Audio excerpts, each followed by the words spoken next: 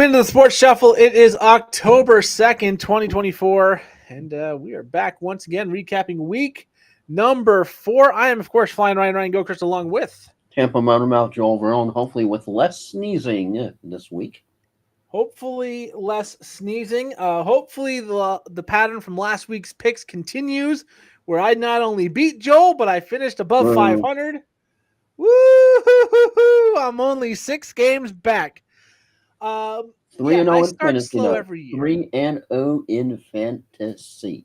Well, I said last week I was happier with my massive. I think it was a 9-3 week once you include the 2 games that you get the double with if you can beat the median score on sleeper. And my pick'ems were bad. So this week the pick'ems were a little bit better. And my fantasy was an average 6-6 week. However, this 1-3 team is a full rebuild, so that losing is technically a win in my book. So that's technically 7-5. That's how I'm going to rationalize it. And did you do any fishing for Fab, even though there are slim pickings on the 16-teamer? No, I mean, I went and got a defense. I got the Broncos defense that absolutely shut down the Jets. They've been exceptional this year. That was could more be like long-term a super high baseball game score than a football game. Of course, 10 with to the 9. weather, but Weather helps, but the Broncos, let's just pull them up. They're the number 4 defense on the season. Their low scoring game is 6 points for fantasy. I'm sorry for any leagues where you started Bo Nix. Yeah, that one lost. But again, it's that and Daniel Jones, so I'm not expecting good things.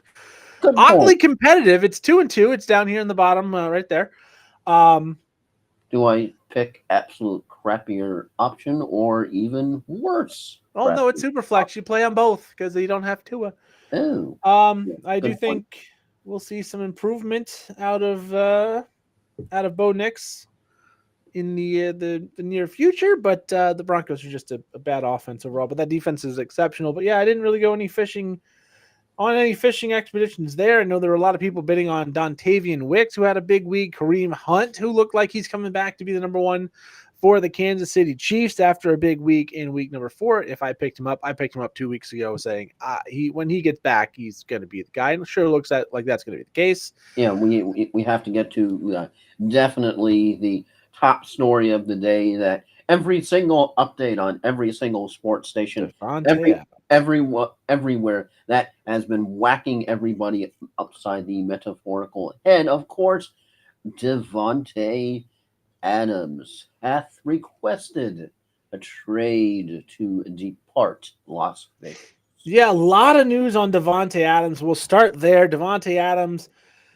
has a hamstring injury. He's already been ruled out for Sunday against the Broncos. So my Broncos pickup on defense feels that much better now.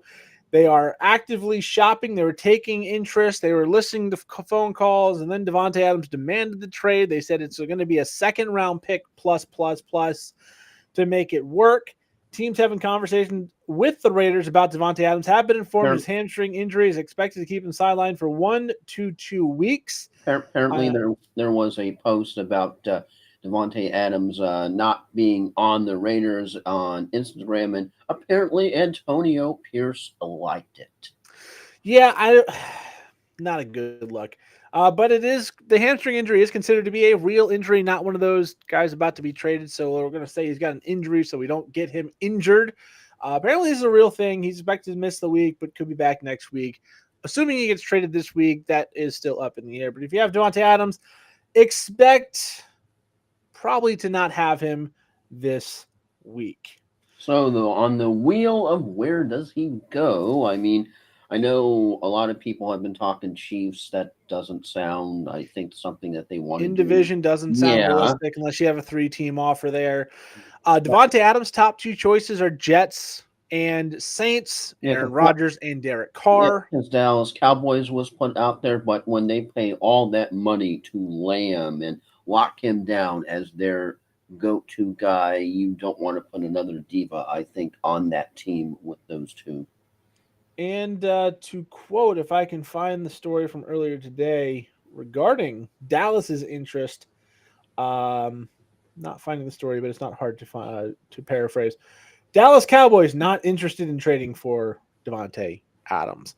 The Pittsburgh Steelers have jumped in. Of course, they were on the Brandon Ayuk sweepstakes. I could see a team like Atlanta possibly trying to jump in here. That's where I kind of think they're going to go, get them out of the conference. I guess the Saints make sense in that same capacity, but the Saints are always in If cap you hell. think about it, one of the whole reasons why I think Adams is as disgruntled as he was actually disgruntled off the get go, because the whole reason he was originally going to Las Vegas was so he could go play with Derek Carr, who got traded then to the Saints. Yeah, released and signed. Actually, wasn't even traded. Oh yeah, because all of that he was all the sitting drama. down, and that's right. Now so he suffered through it last year, and this season he said, "I'm done with this." The Saints and the Jets again. The top two goes back to Rodgers, goes back to Derek Carr. That's right. He said he was going home, and I'm remembering the tidal wave of drama. Yeah. So that is one of the biggest stories of the season so far. Not necessarily of the week. Again, Davante Adams likely to miss this week no matter what, traded or otherwise. Raiders' Zamir White went down in practice day with a groin injury. We'll see what that does. He has not been great, but that would be Alexander Mattison next man up. Not a lot of value in that Raiders offense right now. Things will obviously change when Davante Adams goes. Whether that means better things for Zamir White, Madison, Jacoby Myers, or somebody they get from a trade. Right now it's just Brock Bowers. Sam Darnold practiced today after having a scary knee twisting looking play on Sunday, but a full participant, he should be good to go, and he has been fantastic. Chiefs have designated Clyde Edwards-Helaire for return. He was out with some mental situation that he was trying to do and correct, of course, with Pacheco out, Kareem Hunt coming back in the fold. It's another wrinkle in that backfield. Clyde Edwards-Helaire has never really gotten it done. I think Kareem Hunt holds that job, but that is an opinion. Joe Mixon not at practice day, but expected to be okay. Tank Dell, though, was back at practice in limited fashion. It looks like both should be on the right track.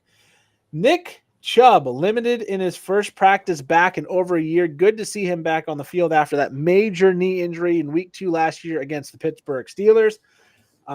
He is still going to be on the PUP list. He's got a 21-day window open. His first practice was today, so he has to be elevated by, I think, week 7. Odell Beckham Jr., full participant in his first practice. He's been out with a knee problem.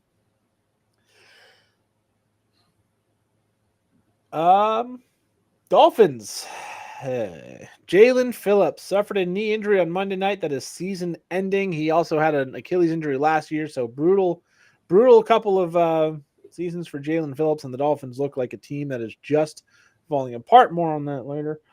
Bijan Robinson hamstring is off the injury report. Good to go for Thursday night's game against your Tampa Bay Buccaneers. Oh, boy. Yeah. Christian Watson will avoid the injured reserve. I think the schedule is a little bit rougher on the Falcons than it is with the last 3 games and with the Bucs, though. Yeah, a little bit. Dave Canales says Deontay Johnson expected to play this week. He did have a minor injury. Not anything to be too concerned about. TJ Hawkinson's practice window is back open, so he's got 21 days to be put back on the field. Yeah, a lot of guys coming back from the PUP list. We have, of course, the Jonathan Taylor mild high ankle sprain to keep an eye on. He's had high ankle sprains in the past, which is a little bit concerning, but at this point, we do not know if you have Jonathan Taylor, you might want to go pick up Trey Sermon, who is the presumed backup. I did that in the 16-team league. I do have Jonathan Taylor. Picked him up and dropped Carson Steele for the Chiefs. I also have Kareem Hunt on that roster. I had Isaiah Pacheco, so I just wanted to hold that backfield down for the most part. Commanders opening the practice window for backup quarterback Marcus Mariota, who's apparently been a good voice for Jaden Daniels, who is setting NFL rookie records with completion percentage as the 3-1 Commanders just continue dominating people on offense. Malik Neighbors still in concussion protocol, did not practice. He's still got a long way before he knows. Brandon Cooks out for at least this week with an infection in his knee following a procedure he had. That is not good news.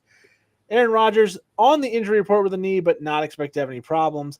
Shane Steichen says Anthony Richardson might practice on a limited basis today. Did trade away Anthony Richardson in a overpayment for Jalen Hurts because I didn't trust Anthony Richardson to stay healthy and perform. He has not been doing that well.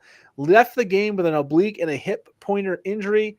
Long story short, they don't expect it to be major, but it could be something that affects him this week and beyond.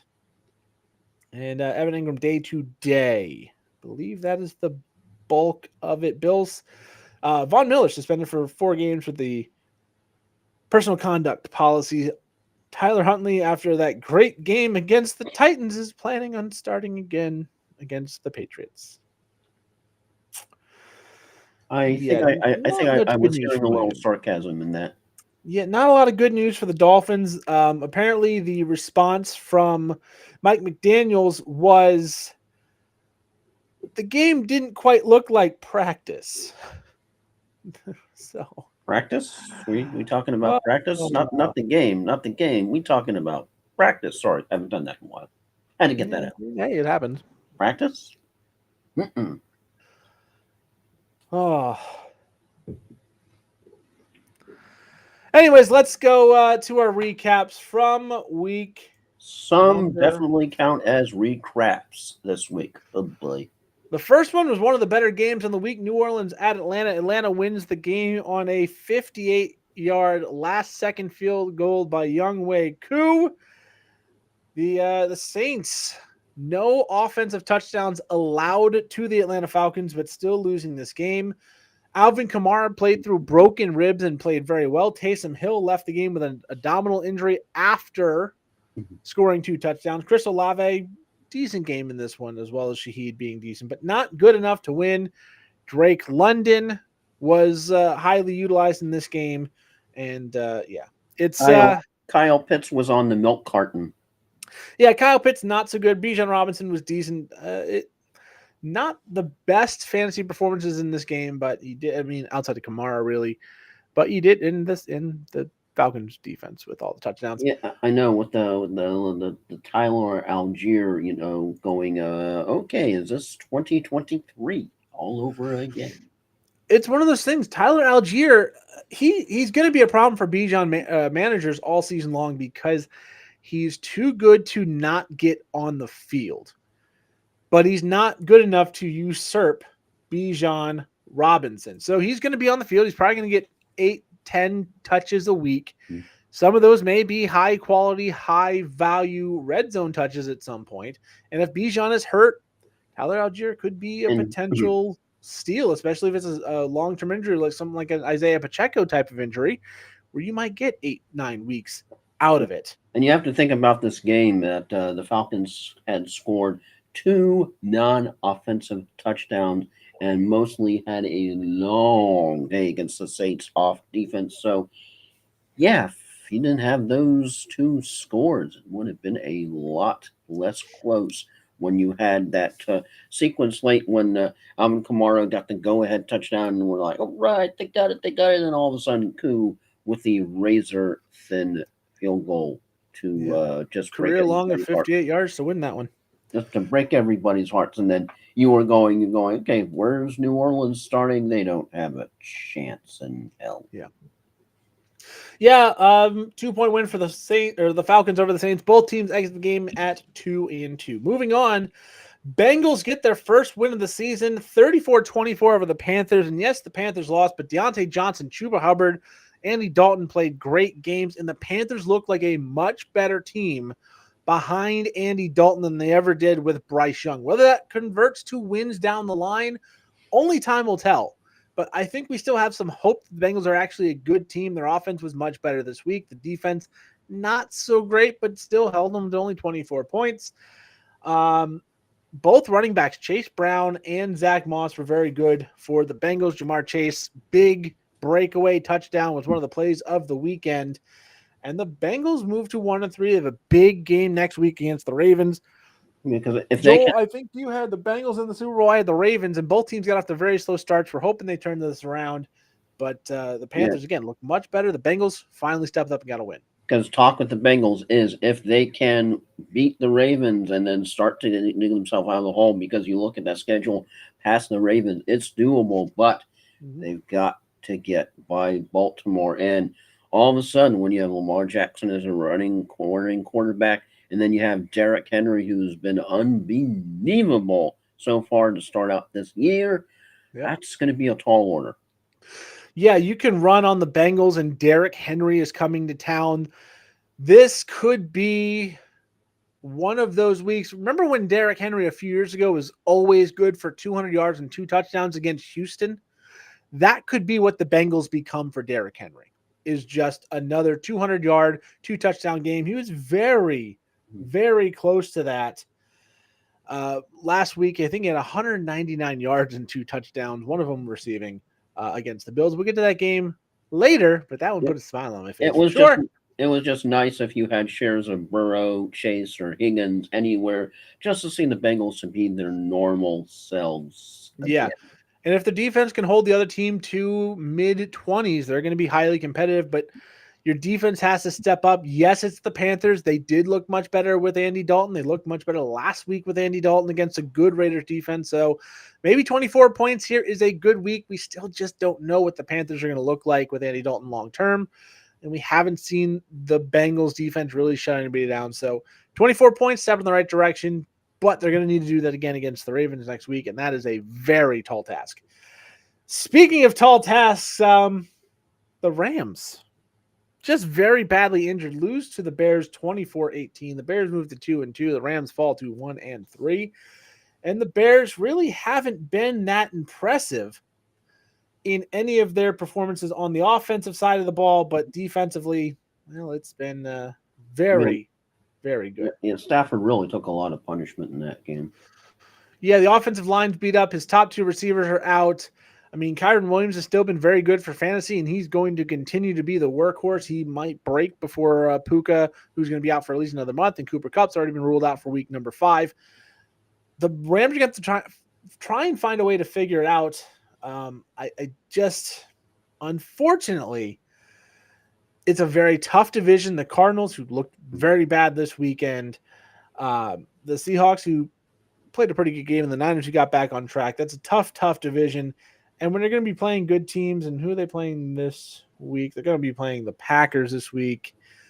It's an uphill battle for the Rams to stay in contention. Yeah, Packers, Raiders, Vikings, Seahawks. yeah, Worst of those is the Raiders are 2-2. because DJ Moore definitely scored, so that helped fantasy owners, but still looked very very frustrated on the sideline. Yeah, I don't blame him, but the body language on the sidelines not what you want to see. You have to keep it together, and something like that could end up being a cancer in the locker room, and it's already a fragile system on that offensive side of the ball. Only time will tell how that works out. Yeah, and good news, you had any shares of Mr. Swift? You probably should have benched him by this time in the season, but if you didn't, you got rewarded for it, as he has a pretty good game and a long touchdown run and a win for the Bears. I don't expect that to continue necessarily, but hey, it was good for 1 week. Next up, the Vikings, 31-29 win over the Green Bay Packers to remain undefeated, one of 3 remaining 4-0 teams. Just like we all predicted. 2 undefeated. Right. Yeah, right. Actually, 2, I believe, undefeated teams. Let me just verify my stats here real quick. First half was all Vikings, 3 turnovers from Jordan Love, interceptions. And it looked like the Vikings were outclassing the Packers. In the second half, Jordan Love came back and looked like we expected him to look. He looked very, very rusty to start the game. But he came around, brought this back. And the Packers, if they had a kicker that could hit field goals, they would have won this game. The other Jordan in the game took care of things, though, for the other team. That would be Jordan Addison. Yeah, 2 touchdowns for Addison. Chiefs and Vikings, the only 4-0 teams remaining. We will talk about that more as the season goes along. Only 1 team without a win, which we'll get to a little bit later. And with T.J. Hawkinson knocking on the Vikings' door. Ooh, baby. Yeah, this Vikings defense looks very, very good. Yes, they had a bad second half, but they were in a dominant situation against the Packers on the road in Green Bay. And Andy Dalton's been the best quarterback on the season for both reality and most fantasy options, he's been pretty damn good. He's been a lot better than Patrick Mahomes. He's been Speaking a lot better than other guys that have been drafted. speaking of needing to perhaps pivot, what if you have Josh Jacobs? I wouldn't panic over this game. It was 28-7 at halftime or very early in the third quarter.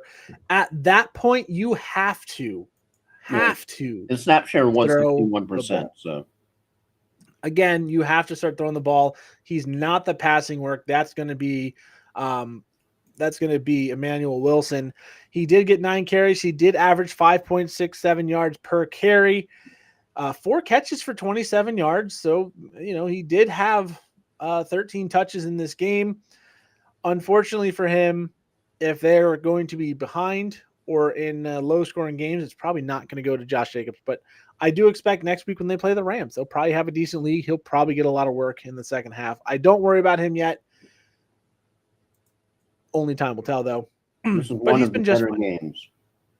I mean, 9 for 51, 4 catches for 27 yards. That's 78 yards plus 4 for receiving. He's in the 12 range for PPR scoring. It's not the end of the world. And I think it was his worst game of the season. Yeah, Mr. Naylor is probably on your bench. He might be on your waivers now that Addison is back soon. Next up, the only winless team remaining in the NFL, the Jacksonville Jaguars. And by saying that, you already know how this game went against the Houston Texans. They lost 24-20 on a last-second touchdown pass to Dare Ogunbowale, former Jaguar, to win the game in the last 15 seconds of this one. Travis Etienne left the game with an injury, did come back. Underwhelming performance. We saw Brian Thomas continue his hot start to his career. He's a fantasy asset you want to have a piece of. Christian Kirk, better this week than he has been in some others this season. Finally. I mean, he's got 2 good games in a row. He's at least going to be an option. I don't think Trevor Lawrence is playable, but for the Texans, Nico and Stephon Diggs were slam dunks this week with Tank Dell out. Stroud had a good game. Nothing surprising in this one. Texans win 24-20. Yeah, because all of a sudden, if you're trying to talk yourself into, maybe Jacksonville finally gets off the schneid, Houston's hurt, they're vulnerable, and then CJ Stroud shows, nah, we got this. And Jacksonville just in a whole world of hurt. You can tell definitely getting to Doug Peterson, normally friendly with the media, not as usually friendly as he is, and not quite, but you can tell it's starting to get to him as when you think about their losing streak. That's got to eat at a coach, especially when that old quote about the NFL, which stands for not for long. Yeah. Next 3 weeks for the Jaguars, the 2-2 Colts, the 2-2 Bears, the 1-3 Patriots. If they don't win any of those games, they will be 0-7, and then it gets real bad real fast. Trevor Lawrence stealing that money.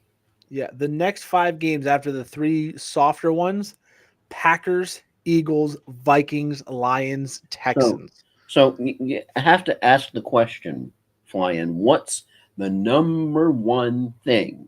You put on a general manager hat. What's the number one thing that the Jaguars need to fix? Stat. Oh, what can you fix right away? You've already paid Lawrence. You're stuck there. You've overpaid Christian Kirk and Gabe Davis to be there. Brian Thomas is your best receiver. You're paying him, peanuts on comparison to the other 2 guys. Their offensive line hasn't been great this season. Their defense, which is expected to be one of the better front sevens, really underperforming. You can pass on them. You can run on them. I think if the Texans would have had Joe Mixon, we would have seen the ground game go absolutely berserk as well.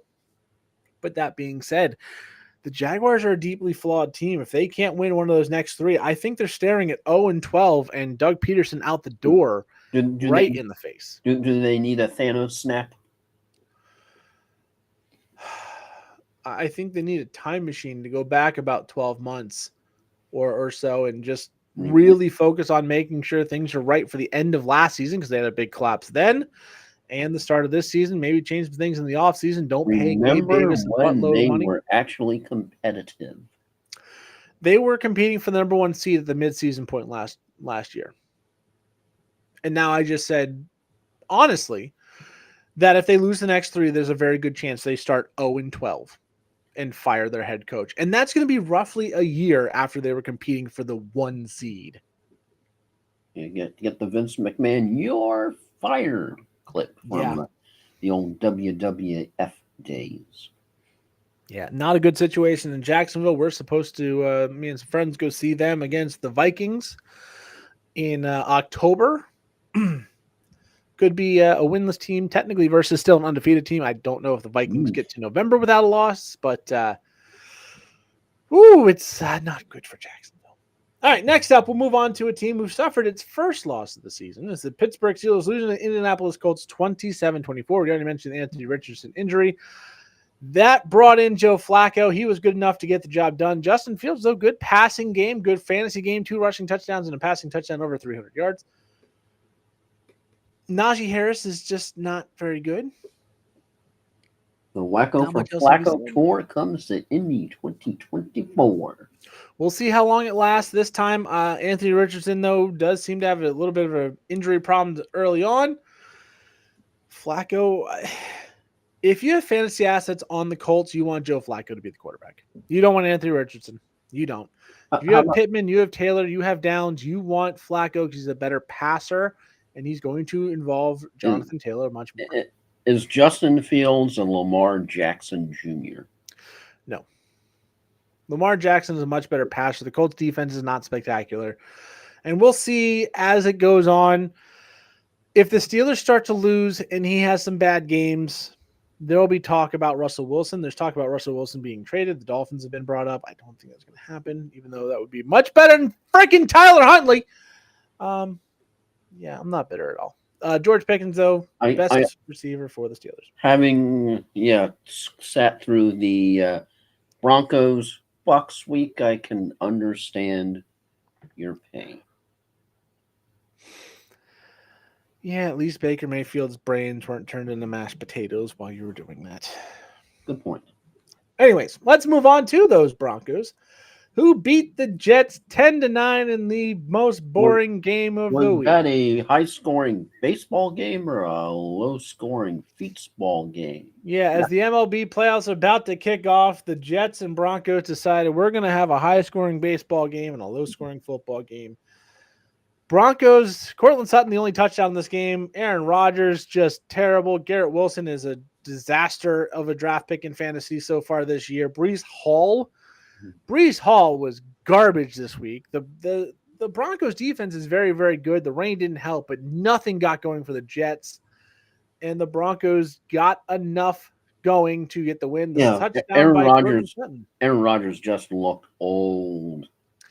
He looked washed up, which is ironic because last week when they pounded a very bad Patriots team, there were reports, and apparently I missed all of them because I said he looked washed, and my brother-in-law is a Packers fan who's a big Aaron Rodgers truther. He goes, "Oh, he's washed a week after we saw vintage Rodgers." I'm like, whoever told you saw vintage Rodgers last week, you need to not listen to him. He sent me like a screenshot of a Google search. It's like 4 or 5 articles. I'm like, okay, man, they're 2-2, and he just looked like the worst quarterback the Jets have had in the last 5 years. And you had to definitely keep the weather in context, but when the Jets can't beat a quarterback who had negative yards at halftime, that's a whole lot of fail. Both teams deal with the weather. It's not like the Jets were dealing with rain and wind on offense, and then the defense comes out and it's nice and sunshiny for the Broncos. Both teams dealt with it.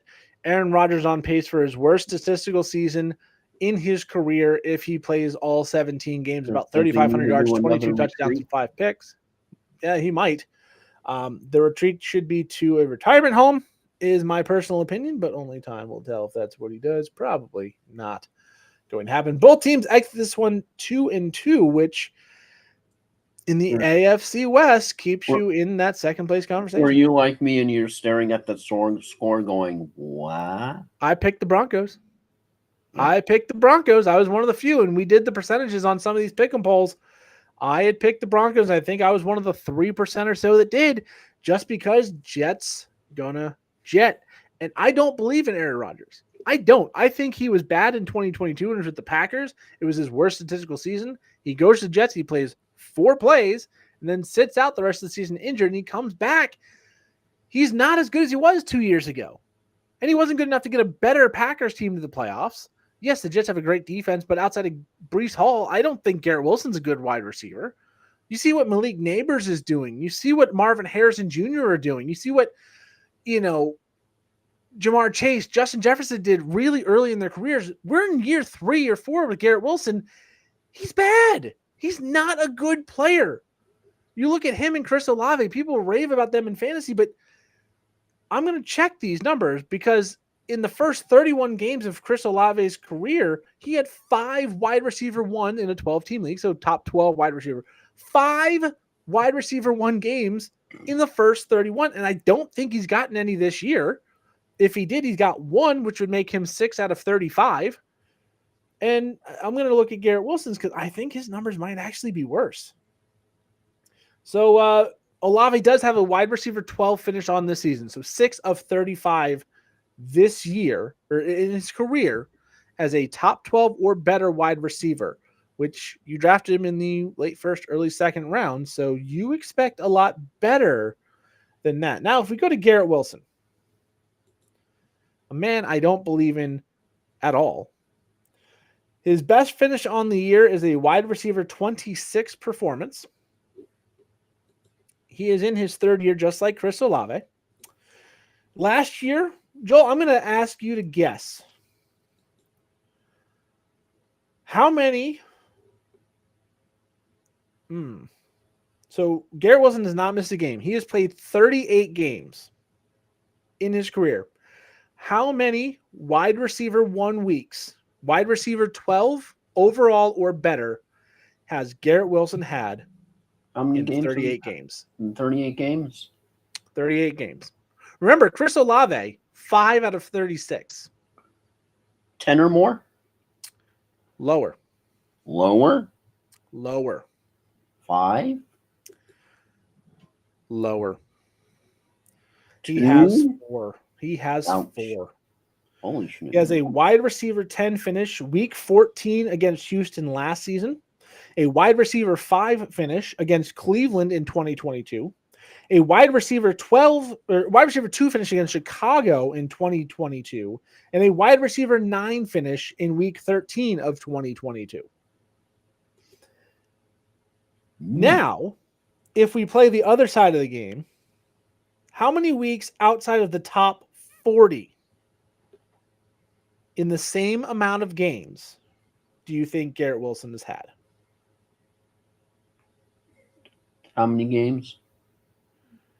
I'm counting. How many games out of 38 outside of the top 40 in fantasy? Full PPR, by the way. 4 out of 40 games? 38 out of 38. 5? Higher. 15? Hold on. I got to get the final count. Slightly higher. 17. 17 out of 38 outside of the top 40 wide receivers. That's almost 50% of the time. And I'm not going to make you guess, but outside of the top 60, which is utterly unplayable in fantasy, he has 1, 2, 3, 4, 5, 6 from 2022. 1, 2, 3 from last year. So that's 9 and 1 from this year. He's got 10 of 38 where he's outside of the top 60 at wide receiver. Garrett Wilson is not a good player. You can make all the excuses you want about Zach Wilson. You can make all the excuses you want about he's got to get in sync with Aaron Rodgers. He's getting targets. He's gotten targets. He's got the most targets through 2 years of anybody in their career. He is not a good player. We need to stop pretending he is. He's not. He's average, maybe, at best, but he's not good. Jets fall to 2-2, and we'll see. If they get Devontae Adams, I think Garrett Wilson is cuttable. if he's eligible to be cut, because there are some where you can't cut him, and for some reason he's on that list. He's cuttable, I believe. All right, let's go on to a game that's had some more joy for you and not so much joy for anybody in Philadelphia. Tampa winning 33-16 over the Eagles. They move to 3-1. The Eagles fall to 2-2. Not a big surprise. No Devontae Smith, no A.J. Brown. This offense for the Eagles struggled to get going. Decent games for Barkley and Hurts, but nothing too inspiring. Dallas Goedert, still one of the better tight ends on the season. But for the Buccaneers, pretty much anything you wanted to work worked. Joel, just tell me what you thought on this one.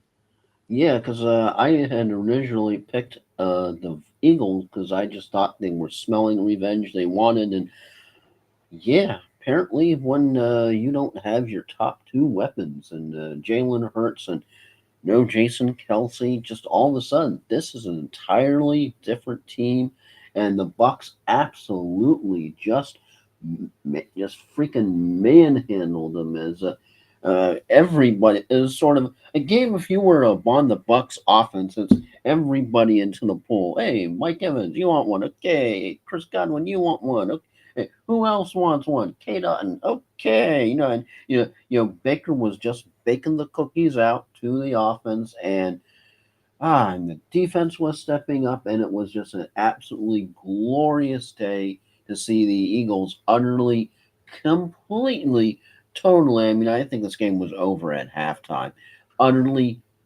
decimated. And yeah, if you started anybody on the Bucks offense, I mean anyone, Baker, Evans, Godwin. I mean, just yeah, even some. Now the one concern going forward is I think we have to, if you're a Rashard White owner, you kind of have to worry a little bit about Bucky Irving and what's kind of going on with the backfield.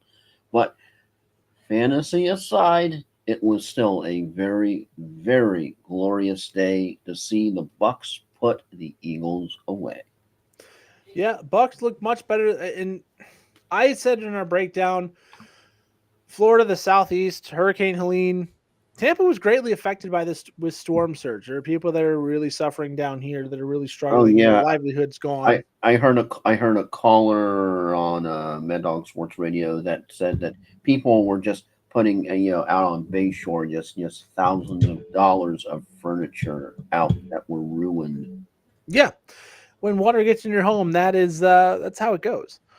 But I did expect the Bucks and this team to rally around the community, and that seems to be what they did. And they showed up and they just dominated this one. All right, next up, speaking of domination, Washington Commanders 3-1 with a 42-14 game win over the Arizona Cardinals. Jaden Daniels has been the best rookie quarterback through 4 games pretty much we've ever seen. They do not punt the ball. They do not turn the ball over. Their defense had a good week this week. They shut down a decent Cardinals offense and really took Kyler Murray and several other fantasy players down with them. Brian Robinson's been fantastic. Terry McLaurin's coming back around. This team Nick Nichols was a very going. nice fill-in for Eckler. Yeah, the Commanders look like a team that that could be very, very dangerous. Yeah, as Arizona Cardinals, not quite as dangerous as you thought they were going to be. Because I thought they were going to get by the Commanders, and oh boy. Yeah, we both had that one wrong, but with that said, yeah, Commanders 42 As Daniels 14 win. Daniels is just absolutely playing out of his mind. One of the biggest sleeper draft picks. I think that everyone kind of just looked past him. You had all the Caleb Williams hype and just all this hype and that hype, and Daniels is just doing it on the field. Yeah, he's been exceptional. He's been the best player from this year's draft so far, and that's saying something because there's been some good ones with Marvin Harrison, Malik Neighbors, but Jaden Daniels taking a bad team, or what we expect to be a bad team, to new heights. Speaking of bad teams, the Patriots fall to the 49ers 13-30 as Brandon Ayuk still looks like he doesn't remember how to football. Deebo Samuel back. That was good to see. Jordan Mason still very good in relief of CMC. The Patriots, though, Ramondre Stevenson fumbling problems getting worse.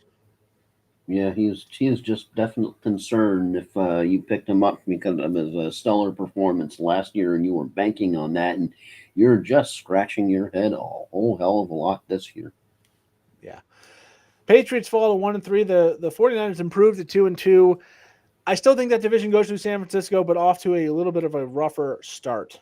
And Jordan Mason definitely seems to be one of those steal off of the waiver wire as yeah, just the CMC news continues to be worse and worse, and you're wondering if they're going to even have him available for the stretch run late, especially now that it's both legs. Oof, I had to go to Germany, get a specialist, get all the different opinions, and the Madden curse is real. Yeah. Speaking of a curse here, the Chiefs win 17-10, and Rashee Rice. I don't think we've seen official word on the extent of the injury. For torn ACL was the That fear, looked painful. but definitely pushed the knee back the wrong direction. Haven't heard definitive that it was a full ACL tear, so maybe it's not quite as severe as it looked, as Joel appears. Injury happened on a Mahomes interception where slides into Rashee Rice. His knee goes backwards. He's down immediately right on the Chiefs sideline, kind of gets pulled to the bench, eventually goes to the cart and leaves the game. A very big loss for the Kansas City Chiefs. That does mean they need to figure out something at wide receiver, which is where this Devontae Adams talk comes into play. I don't think the Raiders trade him in division, but the Chiefs are going to need to find a better option than Mecole Hardman and Sky Moore. The step up last week was Travis Kelce back to relevance as he had one of his best weeks in the last, I don't know, about 12 months or so. Travis Kelce looks like he's coming back into full swing. Just to recap, Joel, who's missing. Yeah, Wide receivers for the Chiefs going to be in some rough shape. Travis Kelce looks like a step up. We don't expect Devontae Adams to get traded in division, but they're going to look for a wide receiver. They're going to have to if he's out for the season. Only time will tell. yeah, Chargers. Hollywood Brown just oof. Yeah, he's still on IR as well. He's fixed to miss most of the season. Chargers, man, this Quentin Johnson looks like he's got something going. Ladd McConkey looks like he might be a thing, but it's just not ready yet. And unfortunately for the Chargers, I don't think it's going to get a lot better. Chargers 2-2, beat by the Chiefs once again. So Yeah, Samaje Perine got the short yardage touchdown, but yeah, do you drop Steele, especially after dropping all that fab on him? what was that? Steele? Fab? No. No, it was, I mean, if you picked up Steele and you got him at a relatively decent price, and I'm saying 15-20% of what you had at the time, not knowing Kareem Hunt was coming back, not knowing what was going to be happening, you got a good week out of him last week. If you were like me and you found a way to get Carson Steele even less than that, 8-10 fab points, and you got Kareem Hunt before he went off last week, you've got the situation covered either way. I don't think you're too worried about Carson Steele. I think when you picked him up, you were hopeful it would be a longer term thing, but I think you understood that it was possible that he wasn't going to be the guy anyways. And I think before you had the time space continuum hiccup there, I was about to say that you had a lot of people who really felt like Rashid Rice shouldn't even be playing this year. Yeah, there's some concern in leagues that are dynasty or keeper leagues that you may have lost Rashee Rice for all of this season. He's going to take a year if it is a full tear of the ACL. It could take him a full year. He's not back till week 4 of next season. And then a suspension from the driving incident and other things will come into play. And you might not see him until late into 2025, if not even longer, depending on recovery and the suspension length. So Rashee Rice, the short-term career definitely in question because of injury. The long-term career definitely going to be affected if they do end up suspending, which I think everybody expects will come down the line, but the investigation is still ongoing. We'll see. The Chiefs need to figure out something at wide receiver because right now it's Hardman, Juju Smith-Schuster, Mm-hmm. and Sky Moore. If it's not Travis Kelce, I don't know who it is right now. Sky Moore is still on the roster. He is still on the roster. Next up, Browns Raiders. This one was controversial. Raiders win 20-16, but an 80-yard touchdown called back for a phantom holding call that went to Amari Cooper. That is enough to change fantasy outcomes in a big, big way. It changed the outcome of this game. And short-term investment outcome. And definitely some short-term investments. I believe the over-under on this game was 36.5 or 37.5. So, boom, there it is right there. One side wins, one side loses. It flips. Raiders were a 2-point favorite. Boom, that flips right there as well. So, yeah. This was that when you have the Tom Grossi in his ref uniform go, flag. Flag, flag, flag. Flag. Flag not dumb. But the Browns fall to 1-3. We'll see what happens when they get Nick Chubb back. I think it's going to help the offense in good ways. But the Raiders 2-2, even though they're dealing with the drama and dysfunction around Davante Adams right now, they're still hanging around in that AFC West where everybody but the Chiefs is 2-2. The Chiefs scores 4-0. They're all hoping to be a team that can compete with the Chiefs or at least get in the playoffs and maybe counter and knock them out down there. But the Raiders 2-2, I think, doing better than we expected. The Browns, after a great season last year, the defense still looks pretty good. The offense, though, looks completely lost once again. But if that Cooper play stands, completely different conversation today. I know, it's just always crazy when you have the yellow cloth decide a game. Yeah, that one hurt. And like you said, it goes to the gambling aspect of it. If you took Cleveland and the over, you were robbed on both of those by that one flag. Next up, the favorite game of the week for me. Ravens 35, Bills 10. Screw Buffalo. Yeah, the Bills did not look good. And that's an understatement. So as we had said, the Cardinals have stood toe-to-toe with some good teams, even though they lost to, a good team. Now it's like, okay, the Bills have beaten the 0-4 Jaguars. Badly beat them, but beat them. They beat the Dolphins, which they usually do, but they also had Tua for half the game, roughly half the game, a little more than half the game. Dolphins are 1-3. Cardinals are 1-3. So are the Bills a paper tiger that was 3-0 on the back of very soft matchups and some good performances? And now they're running into good teams like the Ravens, the Chiefs down the line. They're going to be exposed. Or is this just a case of, hey, man, the Ravens are a very good team and it wasn't your night? Bills fall to 3-1. They still have that division in hand, especially with the Dolphins not having Tua. We saw the Jets lose to Denver. New England's trash. Like, if the Bills don't implode, they're still going to win the AFC East. But where do you fall on the Bills versus are they a great team, a good team, or something that looks overrated? I think that everything has to be Josh Allen. He is just that good of a quarterback. And the whole thing is just the Bills just absolutely got railroaded by a locomotive called Derrick Henry going, and that's just, I mean, when you don't have an answer to just the once in a lifetime talent, I think we can clarify the King as that kind of talent is unfortunately we are in the latter part of his career. But still, he is absolutely just dominating everybody and everything. And it's just tough when you still have a Bills team that they ended up reworking their entire wide receiver room. They're trying to figure out what their new offensive identity is. They had changeover at the coordinator position. So I just think they're still trying to figure out who they are. They lost Stephon Diggs, which is addition by subtraction because now you don't have Josh Allen having to get the ball out to, I want the ball, like every single week. And that takes a lot of pressure off of the quarterback when you don't have to pass to a certain, area or a certain slot or a certain route. But yeah, just the Bills are going through some growing pains right now. They, have whole new wide receiver room. They're trying to figure out what their offensive pattern is. And when you run into a team that they already know who they are, and also the Ravens were definitely looking to get off the schneid because they ended up winning against the Cowboys last week, but they really, really, really, really needed a dominant performance this weekend. Bills just drew the short straw. Yeah, I think the Bills are a good team. I think when it comes time to the playoffs, you look at teams like Houston, you look at teams like Kansas City and Baltimore. When you look at those teams, I don't think it's going to be remotely competitive. I think they're just outclassed.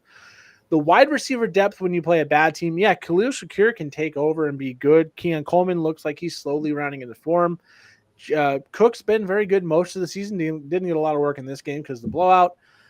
I think the Bills are a good team, but it feels to me like another instance where Buffalo is going to get in the playoffs. There's going to be a lot of hope, and then they're going to fall apart in the first or maybe the second round.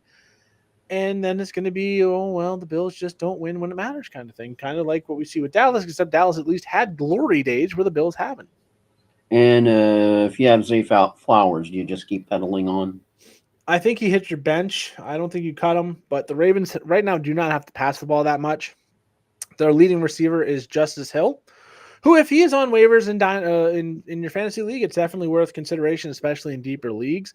I know my rebuild team and my team that's got all the injuries, and I'm starting, Daniel Jones and Bo Nix is they're starting Justice Hill, and it's working out. And I think it's at least something, if you're desperate, you can try. All right, next up, Titans beat the Dolphins 31-12. It was awful, awful, awful the whole way. That was a definite understatement.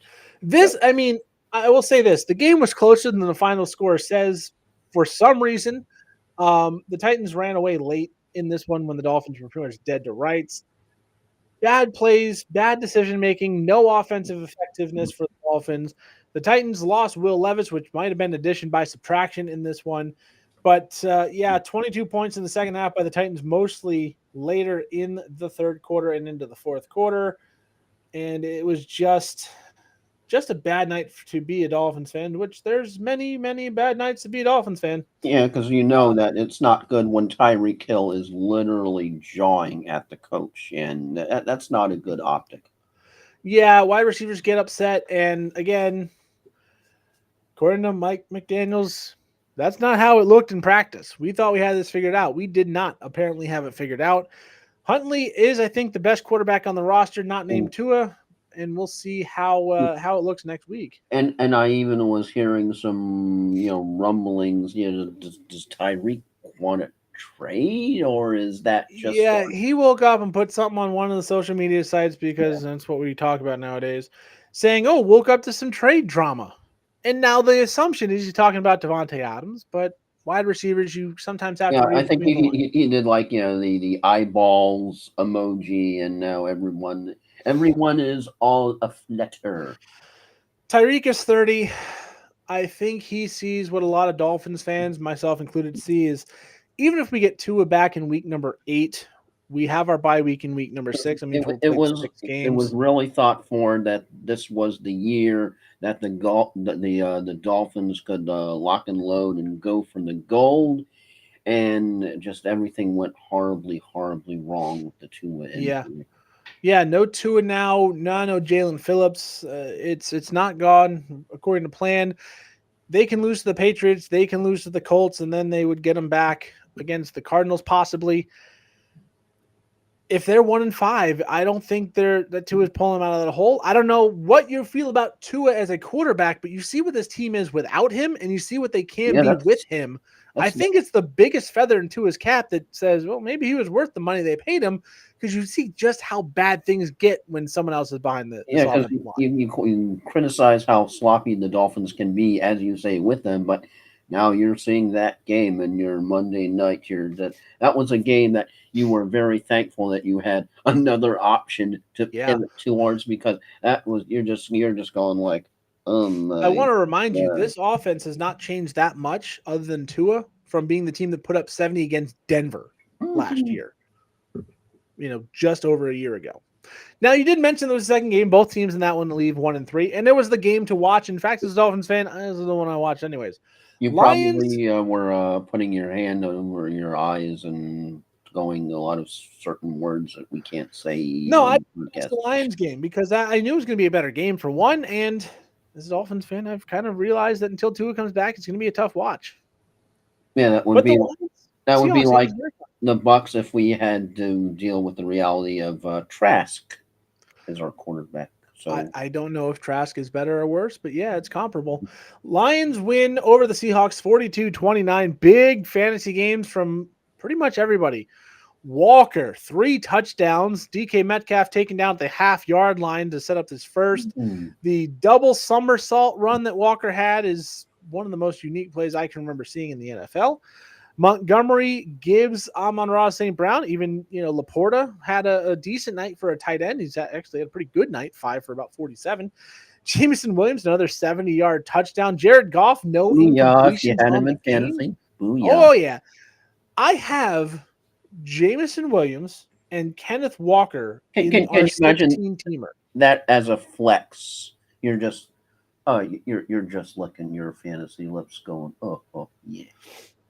Yeah, last week I had Jameson Williams, Ken Walker, and Calvin Ridley going on Monday night. And until about early in the second half of the Lions game, I wasn't sure I was going to win. And then Walker and Javonte Williams went off, and I ended up being the second highest scoring team on the week. That is how big the second halves for those guys were. And I got the win there, which is all that really matters. But the Lions were great. Jared Goff, no incompletions in this game. Yeah, Geno Smith, a very good game as well. yeah. Fun fact is sort of a kind of a I don't know if it's a oopsie or you just give Coach Campbell a pass that apparently he gave the game ball to somebody else, even Yeah, though gave a couple Goff. game balls to somebody else. I think one was a coach and one was a player. And when he was asked in the press conference, "Hey, what did you get him? What do you think about Jared Goff going perfect?" He went, "Oh, I feel like a piece of crap. I gave the game balls to other people. I didn't even realize."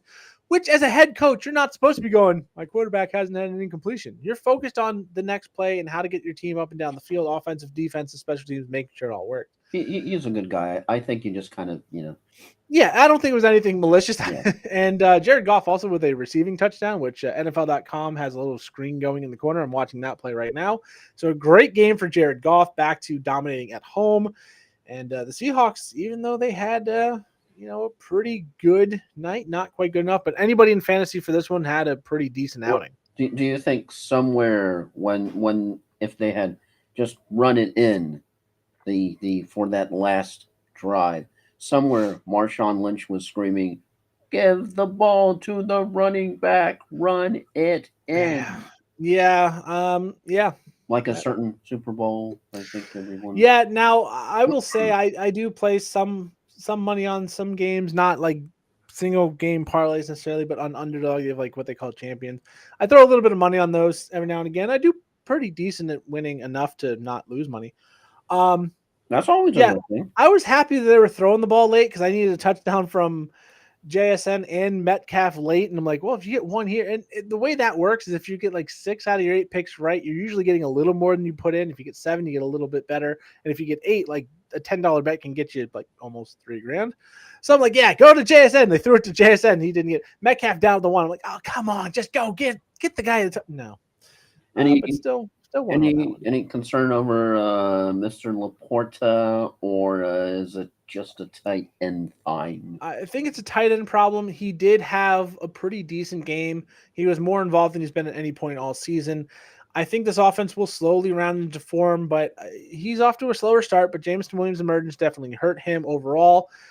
But I think he'll be just fine. He's going to end up being a top 10 or so tight end. Maybe not happy with where you drafted him, but he hasn't gotten a touchdown. He really hasn't been as involved as you were hoping. Once those things start to turn around, which they will, he'll be just fine. All right, let's go to the picks for Thursday night football. As I try and get this to change screens, I know it's the Tampa Bay Buccaneers going to the Atlanta Falcons, but I want to be able to type in our picks. All right, the Bucs on the road in Atlanta. I think this is a Mike Evans, Chris Godwin, Bucky Irving, Rashad White, and definitely a Mayfield option at playing in this one. Bijan looks like he is going to play.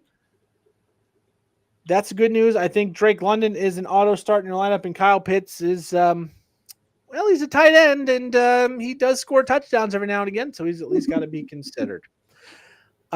This could be a decent week for some defensive plays here. Kirk Cousins, I don't think, is in play necessarily. Joel, you're a Bucs fan.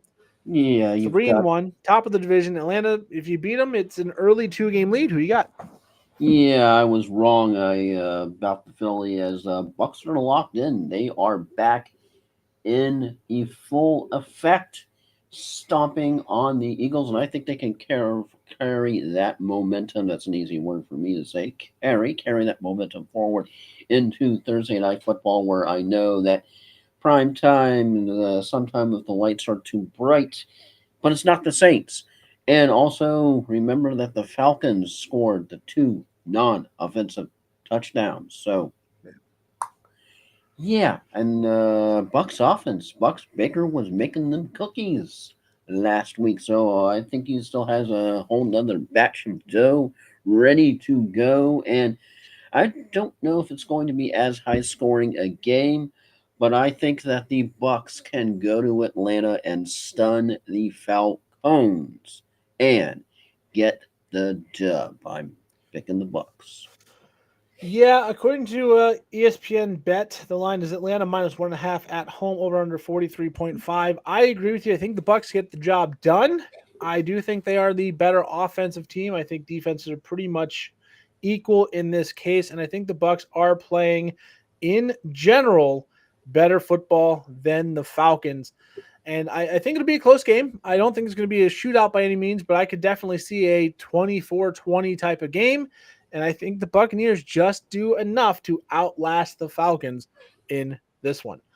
All right. With that said, that is everything except for final thoughts. So we'll go to Joel.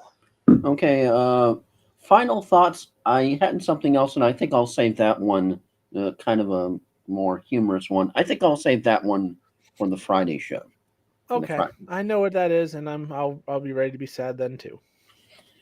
As I was just thinking about Hurricane Helene, as it, it's still in the news just because of the utter devastation. As you saw, that there was a absolutely chilling picture of the southeastern U.S. coast at nighttime, and Yep. you can clearly tell where the storm went through because it was an entirely dark corridor. I saw something insane like 42 trillions tons of water fell from the hurricane. You have the utter complete devastation in the North Carolina, especially around the whole Asheville area. As it's just as you tend to sit here and we're doing a podcast, and you're having the hydration, and you have people that will not have access to water for weeks.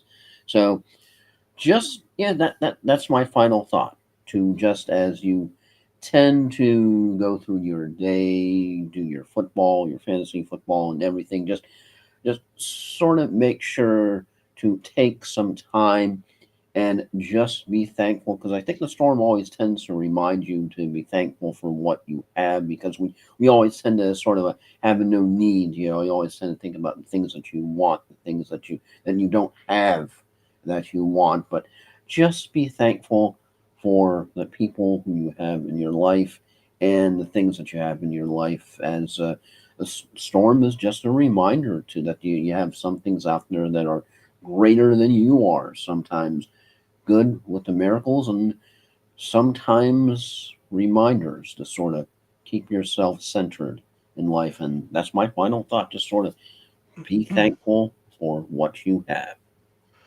Yeah, I was going to go a similar route, so I will as well. I did mention Tampa Bay got hit fairly hard by this with some storm surge, but it does pale in comparison to what happened in Asheville, North Carolina, and places in that area. I did see the picture Joel is referring to, and it is kind of chilling to see exactly where this storm went by the ability to have light and power on the path. And it's hard to say that Tampa got lucky because there's a lot of people here that are, they've lost their It was homes a and they've worse lost their storm than property. Idalia and Debbie combined. Yeah, I mean, we've mentioned a guy by the name of Dennis Phillips on this show multiple times. He is a very Phone good number second. weatherman. If you want to follow him on Facebook, he is honestly the best person to listen to in times of crisis like this. He's going to give you good He, information without the he panic. doesn't hype weather. He actually presents it, and he also doesn't sleep. Yeah, he does not sleep during hurricane season. He lives off of diet Dr Pepper in spite to himself, just to make sure everybody has the information. But he gives good real-time information. He's on pretty much 24/7 during events, and he tells you like it is and says, look, be prepared. Don't be scared. Get your preparation in order. Rule number 7, don't freak out unless he freaks out. And I've never seen him freak out, thank God. Even when we thought Charlie was going to. Yeah, I remember that one firsthand because that's where I live, where it went. But but he didn't freak out. I've watched that coverage after the fact. I'm like, yeah, he was still pretty cool, calm, and collected when he thought, Tampa, this is our storm. Be ready. But for as bad as it was for coastal Florida, I mean, Anna Maria Island, I've heard that the power grid is going to be destroyed. Yeah, because Anna Maria Island is down. I remember what Ian ended up doing to your area. And yeah, Fort Myers, which got the worst of that because of the flooding. Port Charlotte, Punta Gorda was actually good because of Charlie, because they just rebuilt everything. But Fort Myers got whacked. And Anna Maria Island, which is down by Sarasota, Bradenton, flooded with seawater. That power grid might be completely shot. It might take, months, if not longer, to repair. St. Pete beaches, I do know, not that. Never mind, no internet, no AC. Yeah. And I'm not saying that disc golf is an important thing to say here, but I do have 2 different disc golf courses that are directly on the bay. Both were affected. Both now have boats that they didn't have before in places that should not have boats. Yeah. One, oddly enough, almost went into one of the smallest ponds that you can play around with. And then you go all up and down the coast. And yeah, it was bad. And obviously places like, Perry and Cedar Key. Treasure Island, Paso Grill. I mean, you go to what's the? I saw there was a video of boats literally into houses.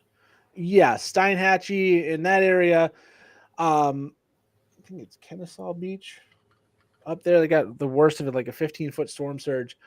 Those people were obviously badly affected, but nothing compares to what happened in Asheville. Dennis Phillips on his live stream last night said it looked like a tsunami. If you think about the devastation, if I showed you the tsunami from 2004 in Indonesia versus what we're seeing in lakes and valleys in Asheville with the water, you would not really be able to tell the difference. There's a portion of I-40 near North Carolina that I don't know how long it's going to take to repair, and that's going to affect the supply chain. I mean, they'll have to go around it. I know we had like the Francis Scott Key Bridge in Baltimore go down, which is still down. I actually saw that from a plane on the way back from Massachusetts last month.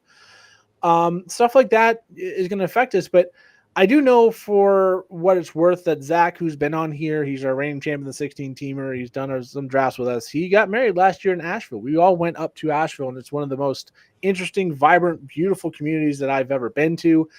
And I'm seeing areas of that town that I vividly remember being like, this is such a nice place. We were considering the potential of looking into the area to move. And now it's like, well, nothing exists there. Everything is pretty much gone. It's one of the 7 hurricanes since I believe it was 1950. My date might be wrong, that have cracked 100 deaths. And it's very possible it's going to fall just behind Maria and Katrina, which Maria killed almost 3,000 people in Puerto Rico, and Katrina buried New Orleans in floodwater. I think this is going to be number 3. It's the last time we're going to see the name Helene used for a hurricane for sure. And for the people in Asheville, in North Carolina, Tennessee, North Georgia, South Carolina that are just buried in floodwaters, if you can donate. If you can send supplies, send supplies. If there's a way you can help, please do so. I know for people in Florida who have gone through it, you know what the pain is like. I know people in Tampa right now may not be in the situation, and we're both in the Tampa Bay area. They may not be in the situation to help.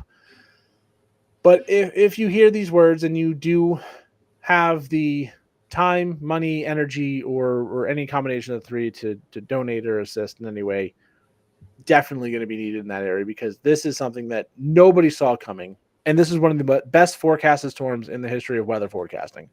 We knew about 10 days out, this is supposed to go right here, and it did. And then the surprising stuff was well after it came ashore. Yeah, just because of how all of a sudden it came out from a tropical depression to a holy expletive. Yeah, landing at Category 4 strength, lower pressure than Ian, which was a little stronger, but intensifying through landfall. Atlanta, I think, got hurricane force gusts, which Atlanta's several hundred miles inland, so really nasty situation. And then just sat over a mountainous area and it wrung itself out. And unfortunately, that's going to cause a lot of destruction and death that we've already seen. We don't know the full toll yet, but we've seen. You saw a number of reports of dams getting ready to burst just because of the system. Yeah, and Helene was the benchmark for storm surge in Tampa Bay, and it's not even the most impactful part of the storm. So, with that said, on that little bit of a bummer of a note, that is our time for the Sports Shuffle tonight. I am, of course, flying Ryan Ryan Gilchrist along with Tampa Motormouth, Joel Verl. We'll be back probably Friday night, I believe, to do our recap of the Tampa Bay Atlanta game and the picks for week number 5. Looks like the next tropical system not going to be anything too substantial, so hopefully normal schedule next week. But yeah, as you're seeing all the blobs and you're saying, please stay blobs. Yeah. The good news is at this point, Helene, you were seeing major impacts potential. You were seeing the models go crazy. With this one, not seeing that yet. Only time will tell. It's still 7 to 10 days away, and everything can change. Euro and GFS are in disagreement. So, well, that's not uncommon. But we're not a weather podcast, so before we go too crazy, we're going to end it here. And with that, we go.